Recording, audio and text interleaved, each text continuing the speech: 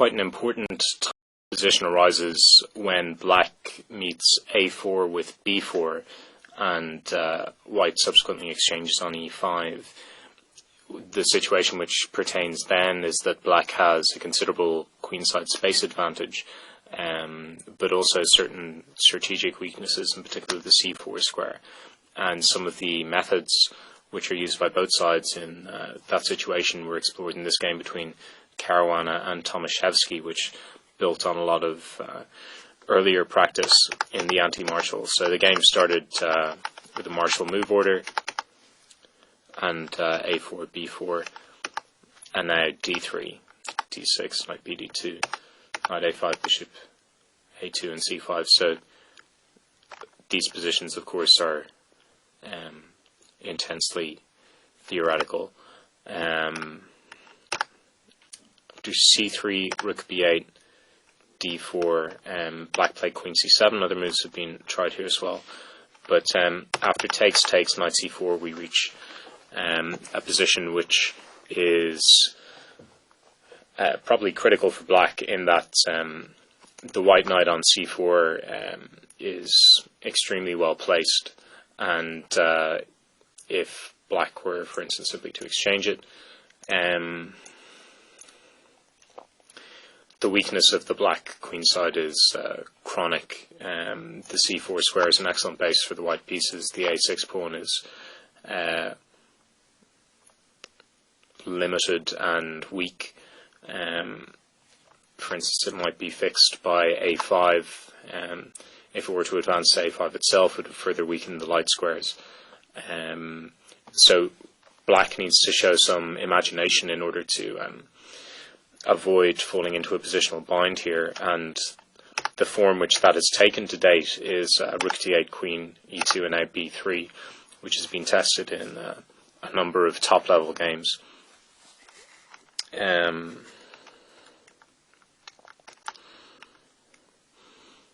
So after knight takes a5, queen takes a5, b takes a2 is also possible, and has been tested again, but then the knight comes back into play via c4 with threats against the e5 pawn. Queen takes a5, bishop b1. White's strategic threat is again to just bring this bishop back to c4, and it seems that that threat is sufficient to justify black sacrificing a pawn with c4. There had been a previous game between Carlsen and Adams which continue queen c7, bishop d3, a5, bishop g5, knight h5, bishop e3, bishop b7, and now bishop c4, with a very pleasant position for white, and one which he went on to win, in particular because if black were to take on e4, bishop takes f7 check, and knight g5 looks rather strong when black has a weak, relatively weak pawn structure, and a relatively exposed king, which are pretty much the top two things on the list of what you don't want when you're playing Magnus Carlsen. So c4 is more principled. White takes. And now rook b7 was a novelty suggested by Michal Marin, who also annotated this game. The idea is to bring the rook into play on the d file, and well, in addition to creating some threats on the back rank, really restrict this bishop, which means that this rook is also restricted. It's an interesting idea, but I think something must have gone wrong with Tomaszewski's preparation, because quite soon after this he falls into a bad position. So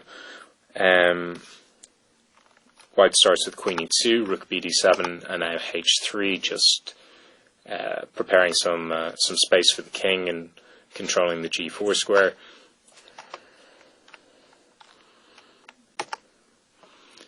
And now rook d6, which